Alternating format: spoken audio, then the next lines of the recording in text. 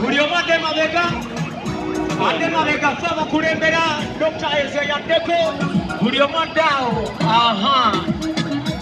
Welcome back Dr. Jose Chameleon. Watoto wanane sasa waliatumesema umechota na mimi masikini. Mwecha maboda. Tawali wali wote. Adida, ukata hao.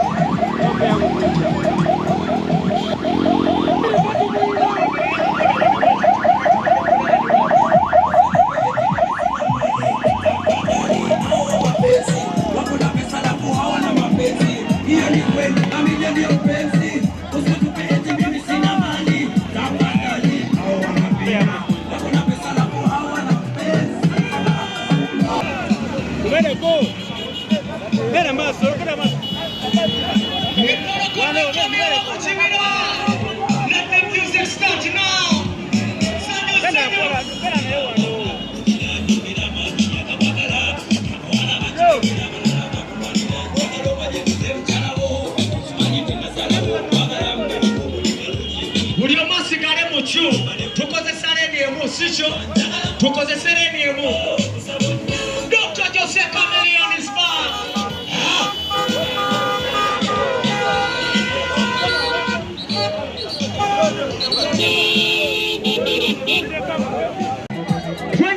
Twende mana tutambulete tumalabude badriver muvuge bulungi katusoke tuve ku airport tuende twetereze. Tusoke tuve wano twetereze.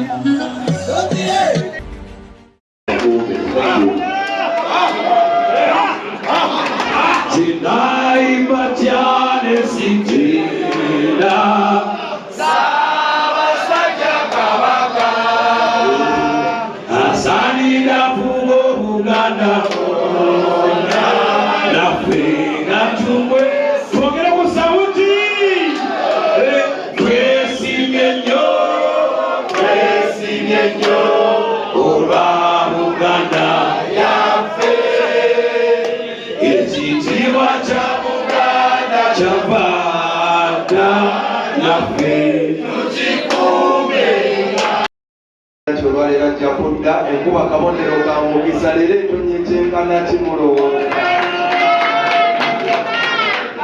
Yaman sina nnyo byakubagamba okuleka okubeebaza n'okwebaza Chameleon nebaziza.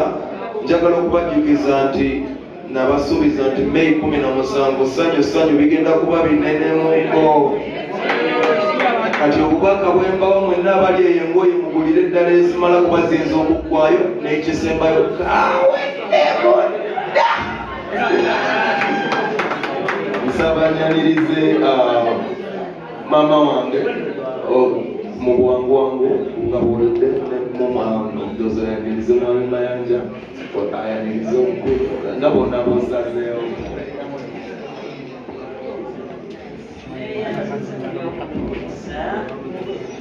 Yaniriza buli ali wano yenna. Yaniriza senga w'abaana bali muzekomawo tusanyuse nnyo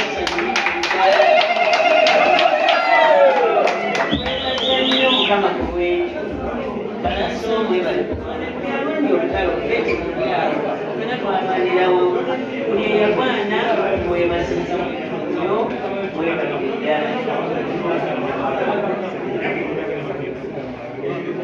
Banange oyo abadde maama wange nesuulidde bwe mumukubidde mu ggalo nga Manga, we love you. Ate webale kubeera maama gwe muntu eyasooka okutuula ku mwana wo n'oyimirira naye n'omujjanjaba mu ddwaliro mu buli mbeera.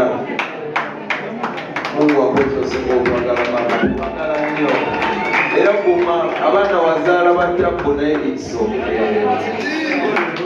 bannaye munzikirize yaniriza omukulu boosi wange Mr. Mayanja Senior taata wange ate nga nkwaniriza mu kwebaza ennyo olw'okuba nti osobodde okubeerawo n'okuma obulamu ne tukulabirako n'otwagala n'ojjanjaba omwana naffe n'otujjanjaba si kwe kusose ng'otujjanjaba wangamba oli mugumu ajja kudda tata nkusaba oyogereko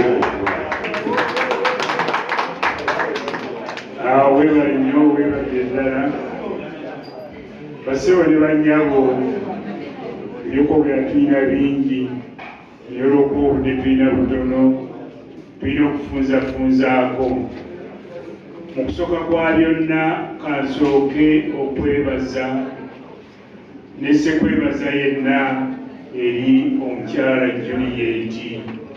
Juliet ye Katonda waffe omukuyeko omungalo osanga Chameleone tetwalizeeyo okulaba singa teyali Juliet akoze omulimu gw'amaanyi kaakati lwaki mutendereza bwe twali tuva mu Nakasero International Hospital nali sisobola kikkiriza nga tutwala Chameleone entebe ku kisaawe tumutuusizaayo engeri gye yalimu kyali between life and death era nali sirowooza nti akomawo nga mulamu naye Mukama Katonda akikoze